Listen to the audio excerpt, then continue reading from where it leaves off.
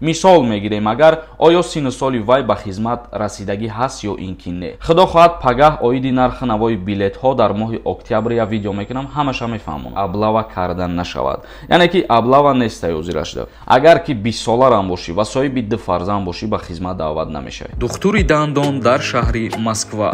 бародарони тоҷик дар хизмати мову шумо мебошанд. ҳама намуди бемориҳои дандонро табобат мекунанд. барои сафед кардани дандон, барои пломба мондани дандон, барои табобат кардани хунукиҳои дандон, ба рақамҳои рӯи экран дар тамос бошед. ҳатман аз номи канали мо муроҷиат кунед. духтури дандон бо нархи арзон ва дастрас. ассалому алайкум ба ҳама тамошобинони барномаҳои канали юристиҷаи барномаҳои Сорбон Сафаров. умедвор ҳастам ки якояки шумо тансиҳат ва хонаобод ҳастед. тамошобинони азиз, дар канал ҳатман обуна бишен. ҳама рӯза хабарҳои нав метонен ки аз канали мо дастрас кунен. як ахбороти нав баҳри шумо. бе аблава ва даъвати бештари писарони мансабдорон. Шералӣ Мирзо, вазири мудофиаи ҷумҳурии Тоҷикистон, дар ин бора чӣ гуфт? вазири мудофиаи ҷумҳурии Тоҷикистон дар арафаи оғози даъвати тирамоҳӣ ба комиссарҳои ҳарбии ҷумҳурӣ дастур дод ки маърака қонунӣ дар ҳамкорӣ бо мардум гузаронида шавад. ин нуқтаро Шералӣ Мирзо, вазири мудофиаи ҷумҳурии Тоҷикистон, дар ҷаласа бо ҳайати фармондеҳӣ ва комиссарони ҳарбии вилоят ва шаҳру навоиҳо баён дошт. ба иттилооти вазорати мудофиаи ҷумҳурии Тоҷикистон, роҳбарияти ин ниҳод ба масъулин вобаста ба омӯзиши шахсияти даъватшавандагон, ташхису муоинаи тиббӣ, ҷалби ҳарчи бештари фарзандони шахсони мансабдорон таваҷҷӯҳ диҳанд. яъне ки вазири мудофиаи ҷумҳурии Тоҷикистон дар як ҷаласае баргузор гардид қайд намуд ки ҳар касеро ки ба хизмати ҳарбӣ даъват мекунанд, аз муоинаи тиббӣ хуб гузаронида шавад ва оиди ӯ шахсият хуб тафтишот бурда шавад. мисол мегирем агар оё синну соли вай ба хизмат расидагӣ ҳаст ё ин ки не, ё ки мисол мегирем оё ӯ аз даъват ба хизмат озод ҳаст ё ин ки не. ана ҳамин ҳама ҷиҳатҳоро вазири мудофиаи ҷумҳурии Тоҷикистон қайд намуд ки хуб санҷиш кунанд ва баъдан даъват карда шаванд. ва инчунин вазири мудофиаи ҷумҳурии Тоҷикистон қайд намуд ки фарзандони мансабдорони давлатӣ низ дар сафи аввал ба хизмати ҳарбӣ даъват карда шаванд. ногуфта намонад ки тибқи фармони президенти ҷумҳурии Тоҷикистон муҳтарам Эмомалӣ Раҳмон дар призифи тирамоҳӣ шаҳрвандони солҳои таваллуди 1995 то 2004 ба хизмати ҳарбӣ даъват карда мешаванд.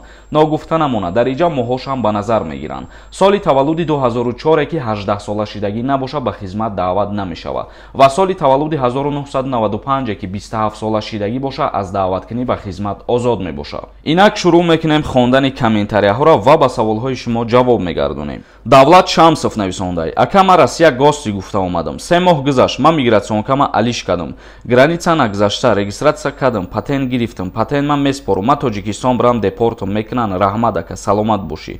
дар ҳолате ки мигратсиони картара ту иваз кардагӣ бошӣ ва ҳама ҳуҷҷатҳои ту қонунӣ бошанд, запрет навуез намешавӣ. давлатзод нависондай: ака нархи билети Тоҷикистон чанд сумай? аниқша бугу ака, ҳама меган арзонай. пешакӣ раҳмат. мутаассифона арзон нестай.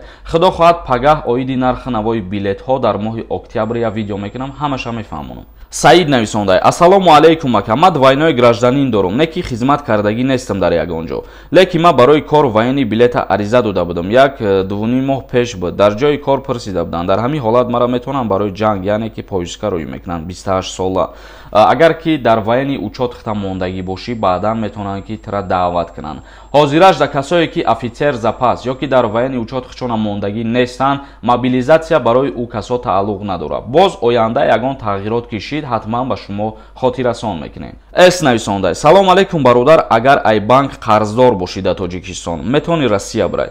бале, дар ҳолате ки қарздорам бошӣ, ту ба Россия сафар мекунӣ ва кредита споридан мегирӣ, ягон проблема нест. Диловар Сафаров нависондай: акаҷон моҳи декабрда аблава қапан мумкин аст? як ҷавоб медодем. пешакӣ лайк ва раҳмат. дар як ҷаласаи навбатӣ вазири мудофиаи ҷумҳурии Тоҷикистон қайд намуд ки аблава карда нашавад, яъне ки аблава нестай озирашда. ҳусейн Исломов нависондай: ака, ҳамин саволи мада ҷавоб надодӣ. ҳамин дар бораи қонуни кафедраи ҳарбӣ навигарӣ мешавад дар соли 2023.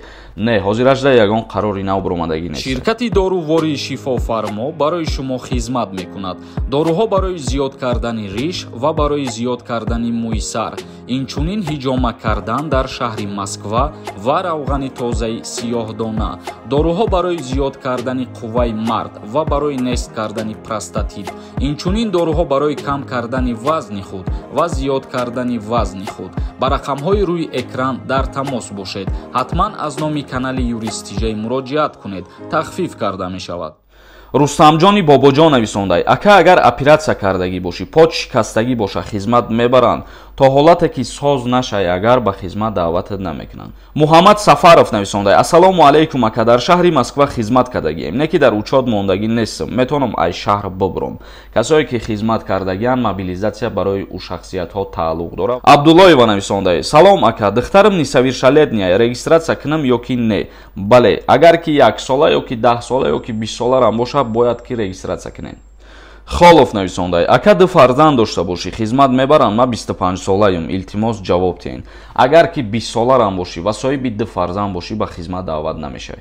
максим нависондай: ассалому алайкум бародар, савол: агар двойное гражданство дошта бошем ва дар тоҷикистон аз сабаби яка писар хизмат накарда бошем ва дар Россия тоже сину солмон аз 28 сола боло буд, вақти шаҳрвандии Россияро гирифтем, то есть акнун двойное гражданство шидем ва хизмат моро набурданд, вале дар запас номнависмон карданд, военный билет доданд. мо дар ин ҳолат граница гузашта метавонем ё не? дар ҳолате ки офитсер запас дар Федератсияи Россия хитоб ба қайд гирифтагӣ бошӣ, ҳамин қонуни нав, яъне мобилизатсия ба шумо тааллуқ. як каси дига нависондай: ассалому алайкум ака, границаи қазоқ маштакова кушода аст. границаи қазоқистон ҳамаи гузаргоҳҳоша маҳкам кардагия якташ кушода шидагӣ ҳастозӣ ва одаморо автоомад кардестиянд.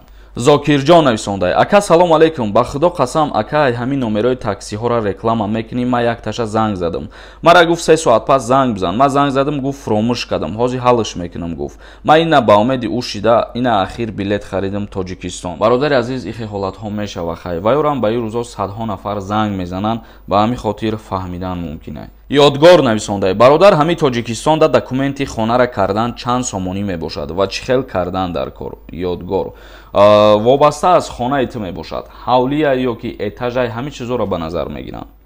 муҳаммад нависондай: 2 сум пула ки дар тоҷикистон биёвӣ, ту худа чӣ кор мекунӣ дар Россия? ма дар Россия нестам, ма дар ҷумҳурии Тоҷикистон қарор дорам ва гуфтаниам ки нафарое ки мехоҳанд кор кунанд дар ҷумҳурии Тоҷикистонам кор пирай, 4000 5000 то 10000 сомона, худованд шоҳидаи корҳо пирай дар амҷаранд, лекин камтар корҳои қинанд, коркун дар любой ҷо кор мекунанд. зайниддин нависондай: сорбон ма дубора видварения дорам, чанд сол въезд маҳкам мешавад, ҷавоб медодӣ, пешакӣ раҳмат.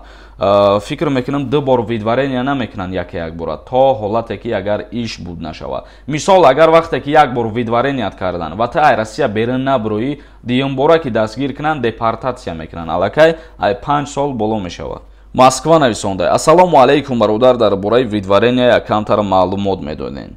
яъне дар ҳолате ки агар шумо регистратсия надошта бошен ва дастгир мекунанд дар рейдҳо, мебаранд 2 вариант дора, ё ки штраф мекунанд, ё ки бо қарори суд видварения мекунанд. видварения аз 3 моҳа сар мешавад то 5 солара дар бар мегирад. агар ки аз 5 сола зиёд шид, аллакай и депортатсия ба ҳисоб мехӯрад. тамошобинони азиз, ба ҳамин барномаи имрӯзара ҷамъбаст мекунам. то барномаҳои дигар, худованд ҳамаи мо ва шуморо нигаҳбон бошад.